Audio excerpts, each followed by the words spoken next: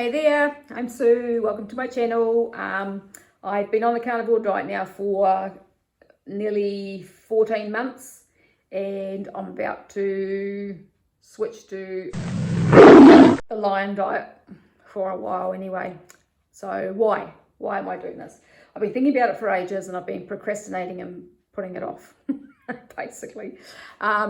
I want to do lion because I want to do it as an elimination diet so that I can find out what foods are affecting my body still.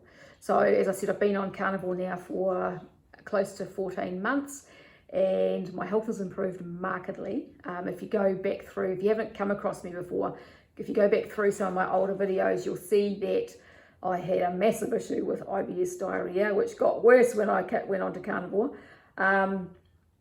And so I was trying all sorts of different things to try and manage that while it was happening, because that lasted about 9 months in my case. And it was, I didn't think it was ever going to end, but it did.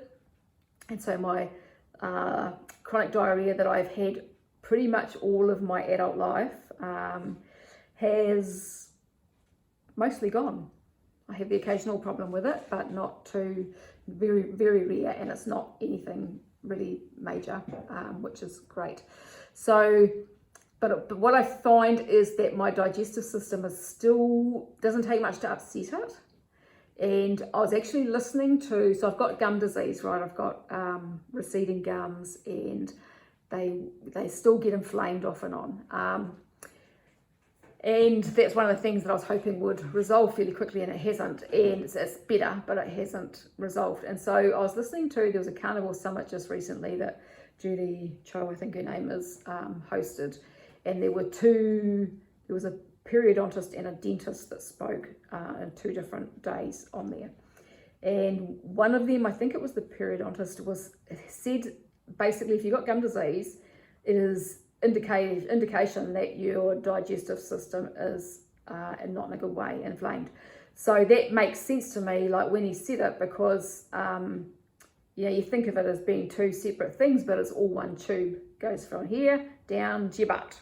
And so if there's problems here, there's going to be problems further down. And so that to me lets me know that there is definitely still stuff going on in my digestive system. And also it makes sense because, like, I find when I drink coffee, so I don't do full strength coffee, I can't handle the caffeine, my body doesn't like it, but I was drinking decaf still off and on. I have a love-hate relationship with that. And when I drink it regularly, my gums get inflamed and my digestive system is less settled. So both of those things happen. And I noticed the gum thing initially, because I always knew that coffee kind of upset my gut, but it wasn't until I went on carnivore that I realized that my gums would be better, and then I would start drinking coffee and my gums would get more inflamed. And so that makes sense, it's causing inflammation all the way down. So yeah, so I'm off the coffee again now. So yeah, I suspect for me the eggs are an issue. They've been an issue quite a number of times in the past, over the years. There's been times where I haven't been able to eat them at all because they would actually make me physically ill. So I kind of figure that they're probably a thing. And maybe dairy. The only dairy I really have is cheese and cream occasionally. Cheese has never shown itself to be a problem, but it might be, and butter as well. So I don't know. I've had problems with milk in the past, as having milk. Years ago I stopped drinking milk and coffee or anything because it made me crook. So that was when I was in my late 20s. So it's been a long time. So yeah, so I thought, well, if I go on to red meat, because I also notice if I have pork, I seem to get more inflamed, and possibly the chicken as well. I get more sore. Pork, I definitely notice if I have it a couple of days in a row, my neck and my shoulders get sore. So I kind of figure that there's still some stuff going on there. I really want my gut to get healed up properly, so then there's no more histamine issues, and I can eat things without them affecting me, hopefully, or some of these things. So yes, I've decided from today I am going on to basically the lion diet. And the thing that spurred me on, because I've been procrastinating for ages, thinking about it. My daughter has inspired me because she, after we went down there a month and a half ago, she messaged me and said that I had inspired her, and so she was going carnivore, and she jumped straight into Lion from a pretty crappy diet with Red Bulls and lots of coffee and stuff. She went straight onto a Lion diet. She has lost 14 kilos so far, and I can't wait to see her next time, because she's going to be looking quite completely different. I think she's gone through a wicked detox, had massive headaches that were waking her up in the middle of the night when she first did this. And so I'll take my head off to her. She's pretty gutsy girl. So yeah, but the thing that's really spurred me into doing this as well today is that I have got this rash. And it started a few days ago. I first noticed it on Friday on my arms, on the insides of my arms, and then it's kind of spread over my arms, and now it's spreading on my torso and kind of down my body.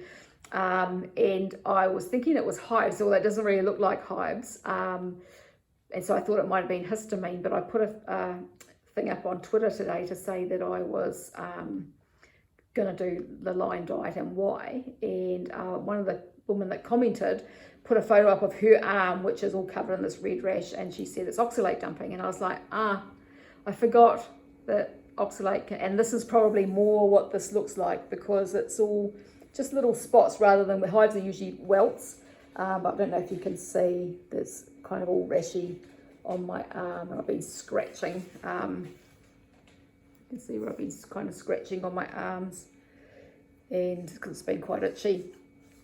So that's kind of made me want to jump into it more. So so there's a little bit of a decision and commitment there finally. It's taken a while. The other thing is that I've been taking CBD, and so I've been taking that now for probably about, I don't know, maybe 6 months or so. And I started taking it initially for anxiety, because my anxiety was just off the charts a lot of the time, and kind of my anxiety would go along with kind of obsessive thinking around the diarrhea thing and going to the toilet. Now that that's settled, I'm a lot better like with that. And I don't know how much the CBD's made a difference there, but I want to stop taking the CBD because it's too expensive. I can't afford it. And I also don't know how much that's masking what's going on in my body.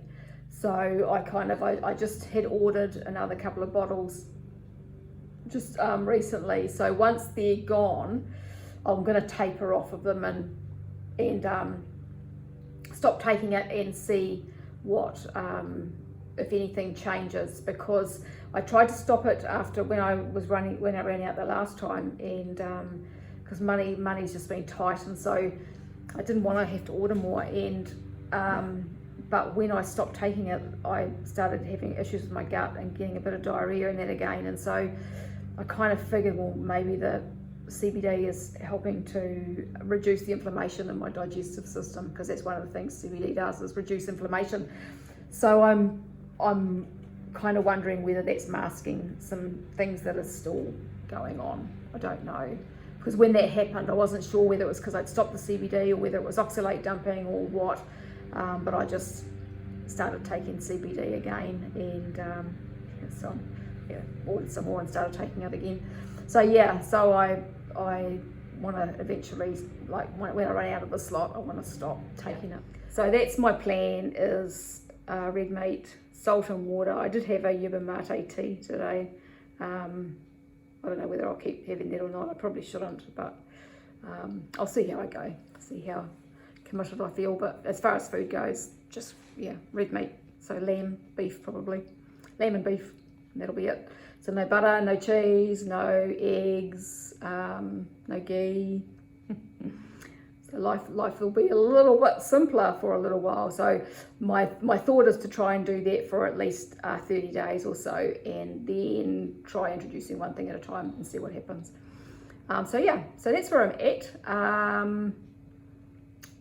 I think that's all I wanted to say. If you've got any questions or comments, fire away below. If you've done the Lion diet, let me know.